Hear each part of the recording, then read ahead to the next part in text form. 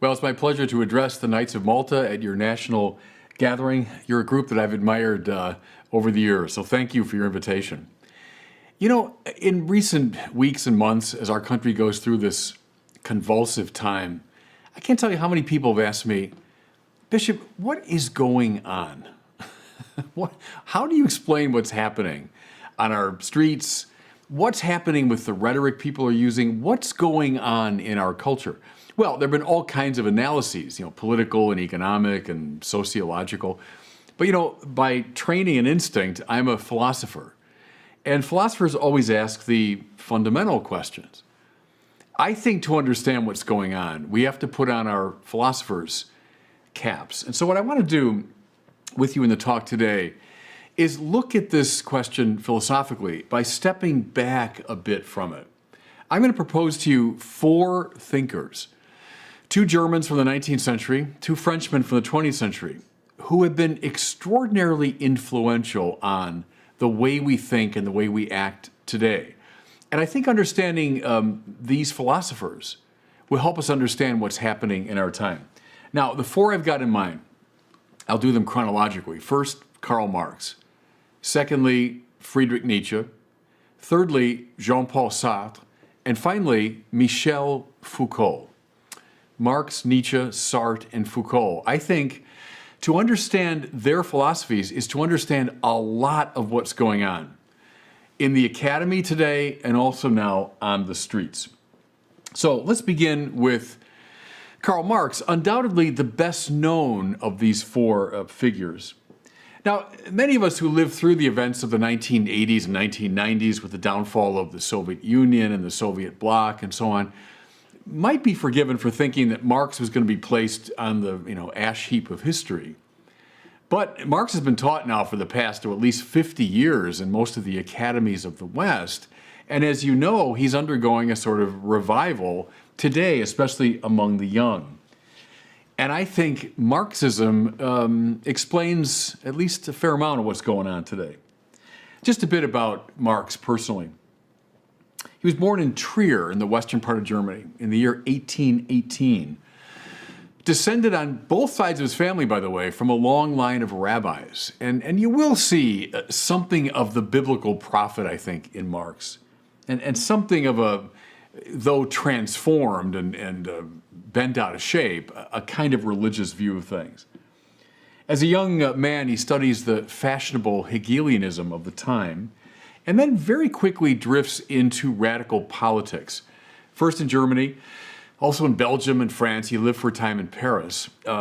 Because of his agitations, he was expelled from those three countries. Eventually finds his way to more tolerant England, and he settles in London. That's where he spends the rest of his life, and where he writes his major work, the famous Das Kapital. In fact, if you go to the British Museum, they'll show you to this day the desk and the chair where Marx sat and wrote Das Kapital. He dies in London in 1883, and he's buried in Highgate Cemetery there. I suppose you need no encouragement from me to see the extraordinary impact that Marx had throughout the 20th century and up till today, politically speaking. Now, there are a lot of themes in Marx's thought that we could pursue. I mean, he's one of the most written about figures in Western culture. I'll just look at a couple. The first theme in Marx I'll look at is his atheism. Now, the young Marx was a devotee of a man named Ludwig Feuerbach, and Feuerbach is quite rightly called the father of modern atheism. Most atheists you read today are echoing themes in Feuerbach.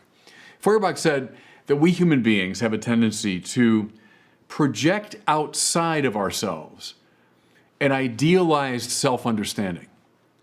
So, I'm intelligent, but I'd like to be all intelligent. I'm loving, but I'd like to be all loving. I've got some power. Boy, if I had all power. So we take this idealized self-understanding, myself as all-powerful, all-knowing, all-loving, and we project it outward. We call it God. And then we spend our kind of pathetic religious lives petitioning this fictional character to give back to us what we gave to him. So Feuerbach sees religion as a kind of alienation. It's a psychological problem. Well, young Karl Marx takes this in, and all his life long, he remains a devotee of Feuerbach. In fact, he said famously, everyone must be baptized in the Feuerbach, and that means in German, the brook of fire. So everyone's got to go through this baptism into Feuerbach's atheism. Okay, but Marx asked a further question, namely, how come we human beings almost universally, think of how universally applicable religion is around the world. Why do we do it? Why do we engage in this alienating move? Marx's extremely influential answer was, because we are already so unhappy and so alienated in our economic lives. Because we're so oppressed, we invent a fantasy world to live in. Hence his famous line, religion is the opium of the people. So it actually was in Marx's time, in places like London, that these opium dens were opening up. People would retreat from the world, they take opium, they live in a fantasy world, they destroy their lives in the process. So Marx said that's most human beings. They take the opium of religion to dull their sensitivity to their suffering and to invent a fantasy world. So Marx's very influential view of what religion is and why we engage in it. Now, this gives us a clue too, and this is the second major idea I want to develop because it's hugely impactful today. Religion is part of what Marx calls the superstructure. So every society, from ancient times to the present day, Marx thought, has a substructure which is always economic. Whether it's the slave economy of the ancient world, the feudal economy of the medieval world, a serf-based economy in Russia of the 18th century, and then the capitalist economy of his own time. That's the core or the substructure of any society. But the substructure throws up around itself what he calls the superstructure. The superstructure has one purpose. It is to enhance and protect the substructure. That's its purpose.